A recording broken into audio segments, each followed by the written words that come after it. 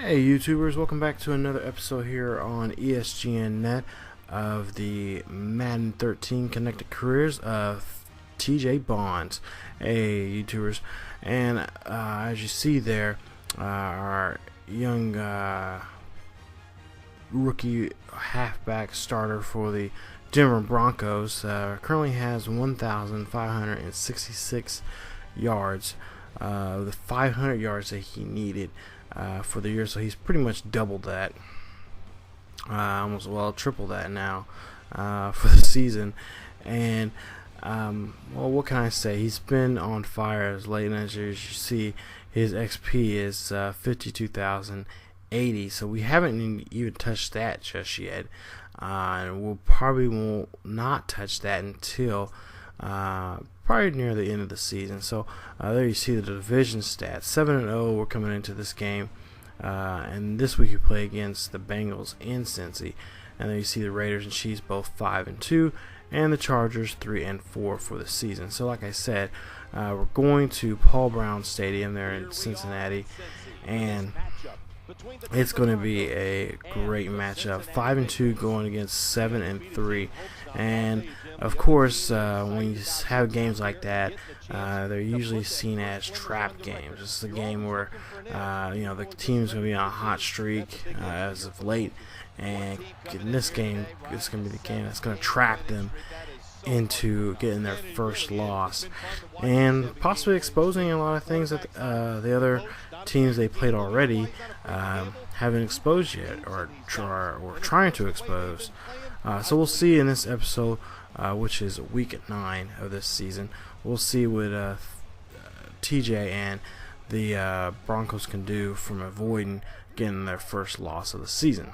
So there you see Bengal players getting ready and getting some last minute instructions from the coaches and stuff. So there you see, we go ahead and sim the game from inside the first quarter there, and you see the Bengals score the first touchdown of the game, so they draw first blood on the Broncos. So 1st and 10, ball on the 20-yard line.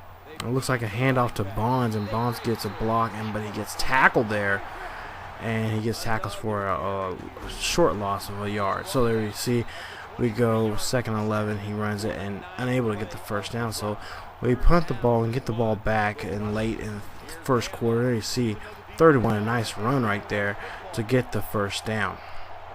So 1st and 10, ball on the 33-yard line with 1:30 left in the first quarter. And wait a minute, we have a flag, and I believe it's a delay of game on Peyton Manning. So that's a 5-yard penalty, which will make it 1st and 15. So the ball's on the 38-yard line, and then you see Manning draws back and fires and throws the Bonds, but unable.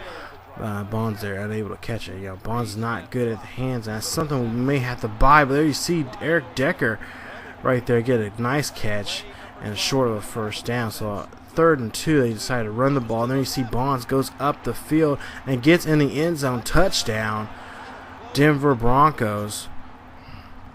Broncos score their first touchdown of the day, and there you see Bonds getting his I believe it's 25th of the season on the ground. There you see in replay here, they go and hand the ball to Bonds there, which he's been doing very, very well all season long. But there you see, and again, we may have to buy some special packages for Bonds to be able to catch. So we go ahead and sim towards the end of the first quarter there. You see the score tie 7-7, and you see a bad pass right there from Manning. So 2nd and 10, Manning drops back, fires. Oh, it is bad. For some reason, it gets it bounces off of Bonds there, and Bonds unable to catch it. So there you see, we're going ahead and sim, and we sim, and we get to the point where we only score a field goal that time. So 1st and 10, Bonds drops back, or excuse me, Manning drops back, throws to Bonds, but Bonds for some reason overruns it, and the pass is incomplete. So 2nd and 10, ball on the 48-yard line, and again, he's trying to throw to Bonds, but Bonds is unable to get there. Also, too, not just because his not able to get there, but also pressure from the defense. So you see the Browns get another touchdown and score, making the score 14-10. So there in the second quarter, second and 12. There you see a nice run by Bonds, and he gets a run. He has 57 yards so far in this game at this point. 1st and 10. Ball on the 32-yard line. Nice run right here. He gets the first down and a little bit more. We'll make that 17 on that play for the first down. So moving the chains now. Bonds and the Broncos still behind a field goal. And there you see a nice run for a first down. The ball now on the 40-yard line.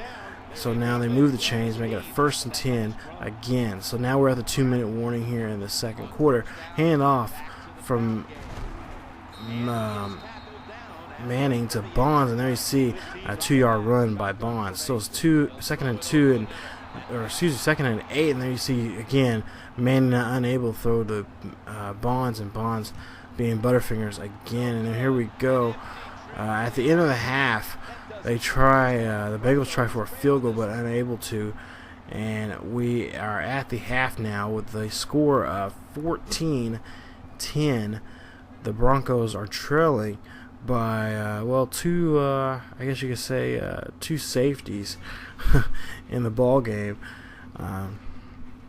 So like I said at the beginning of this video, this could be a trap game for these guys. This could be a game where the Bengals have figured out what the Broncos' weaknesses are and going to use those weaknesses against them to their advantage. So we'll see what the Broncos and Bonds and Manning can do in the second half to win this game and get out of Cincy alive. There you see John Fox very upset of the way his team is playing there in the first half. So let's look at some second half stats. I think we're going to look at here.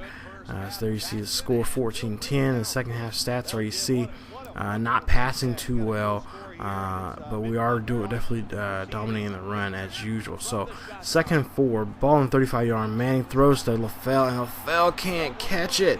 Again, Butterfingers for our receivers.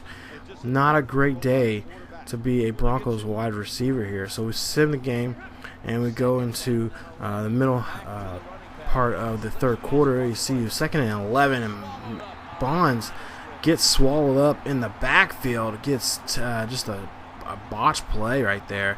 So it makes it 3rd and 14. The ball on the 42-yard line. So they can't do anything in the third down, so they have to punt the ball. We get the ball back at the 38-yard line later in the third quarter. There you see Bonds trying to muscle his way to that first down, and he does with 2nd and 2 on that play. So 1st and 10 again. Manning trying to throw to Bonds. Bonds not doing a great job of catching the ball. So now we make it 2nd and 10. Ball on the 35-yard line. There you see a nice run by Bonds, and can he move the chains? Yes, he does. He gets the first down. A gain of 13 on that play. So 1st and 10, ball on the 22-yard line. There you see a throw there from Manning trying to give to Tammy, but overthrows it. So 2nd and 10 again. Manning overthrowing for some reason to Tammy, and they have to try to figure out something here. So 3rd and 10. We go ahead and sim, and we get Bonds ends up missing a couple plays out of that series, and we go to get the ball to the 3-yard line. They decide to give the ball to him, and he runs it in for a touchdown, his 2nd rushing touchdown of the day for the Broncos. And there you see in the replay, nice blocking and not being touched at all, stepping right into that end zone for a touchdown. You'll see another angle there. Yeah, nice. He only gets touched right when he gets into the end zone. So that's a touchdown right there no matter what. So the score is now going to be, after the extra point, 17-14. But then the Bengals come back with another touchdown to make it 21-17 after the extra point. So 2nd and 10, ball on the 38-yard line. Nice catch by Bonds there. And let's see the comparison stats of the day. Andy Dalton doing a great job. The only blemish on his stat line there is the interception he gave up. So it's 1st and 10, and a pass to Bonds again, his 2nd pass. This time he catches it with 2 receptions with 38 yards so far in the game. Again, Manning throws to Bonds, and this time Bonds can't catch it. So 2nd and 10 we get actually a touchdown, or this one right here, you see a touchdown right there. But the play before that, we actually gained a first down on the ground. For some reason, that footage wasn't captured for some reason. It wasn't saved. So, but yeah, we get the second and 10. He runs the ball in, and he gets another touchdown on the ground. That makes the third one of the day for Bonds. There you see, huffing and puffing like a big freight train that he is, getting in there and getting the touchdown. So it makes it now 24-23 after the extra point is made. And so now the Broncos are up by a field goal. So 1st and 10, ball on the 49-yard line near midfield. And there you see a nice run and an 8-yard gain for Bonds. So 2nd and 2, ball on the 43, still near midfield. And this looks like another handoff to Bonds, and it is. And Manning, good job of hiding that ball there to hand off to Bonds. So 1st and 10, ball on the 39-yard line, the play clock at 4. Bonds runs the ball. That's all they have to do. They have to control the clock. So Bonds is going to definitely be a key role in this part to keep the clock going and keep that defense on the field there. And then you see another run right there. Gets the first down. Gets 3 yards and a little bit more to get the first down here in the ball game. So there you see play clock is running down to 22-20, and we'll see another handoff here by Bonds with less than 2 minutes. We are at the 2-minute warning, but they call a timeout instead. So score being 21-24. So still, after the 2-minute warning there, we get 1st and 10, ball on the 15-yard line, and Bonds' stuff loses a yard on that play. So 2nd and 11. We got 1:50 left in this 4th quarter. Can the Broncos put another point on the board to seal this win? And there you see he gets the first down and moves the chains. So now they're near the goal line. They're on the 4-yard line. And here we go, 1st and goal. Ball on the 4-yard line, hand off to Hester, and Hester, cannot do anything. He is stuffed, so they stay at the 4-yard line. So 2nd and goal with 1:12 left in the ball game. Score 24-21. Game still very can go either way, but the Broncos are doing a great job on the using Bonds on the ground to move the ball. But this time they use Hester again, and Hester gets in there, and he gets a gain of 3 yards on that play. And it puts the ball at the 1-yard line. 3rd and goal with 35 seconds left in the ball game. 24-21. Broncos are trying to do everything to run this clock down. The Bengals have no timeouts, so they cannot stop the clock at all. And of course, Peyton Manning's going to use every second of that play clock he can. And there you see a touchdown. This game is pretty much done and sealed. This game is a win for the Broncos there with that touchdown right there from Bonds. And you can definitely say signed, sealed, and delivered for Bonds right there and the Broncos. So we go ahead and we send for the extra point, and the extra point is good. And then a final score of 31-21. The Broncos get out of Cincinnati and with a win against the Bengals. So now that makes them now 8-0 for the season. And Bonds, his stats for the day, 27 attempts of 181 yards and 4 touchdowns on the ground. There you see him talking to some reporters. He is a player of the game and doing what he does best is definitely running on the ground. He still needs some help there catching the ball, but we can definitely help him out with that by buying maybe some packages with our XP here, and hopefully I'm thinking about coming maybe right before the Chiefs game. I'm not a fan of the Chiefs, but maybe that'd be a way where I can boost up his stats and have a monster game against them. So there you see the final score: Broncos 31, Bengals 21. So right now we're going to take a look at what's going on Twitter. There you see Busy Legs indeed. He's already, according to this, he's already broken the season single season record, I believe, for touchdowns. So congrats to him. And then you see a lot of people giving him some love. And you guys can pause the video, check those out. I'm not gonna get into too many of those, but actually, if you guys ever read those were actually like really hilarious tweets. You see Skip Bayless.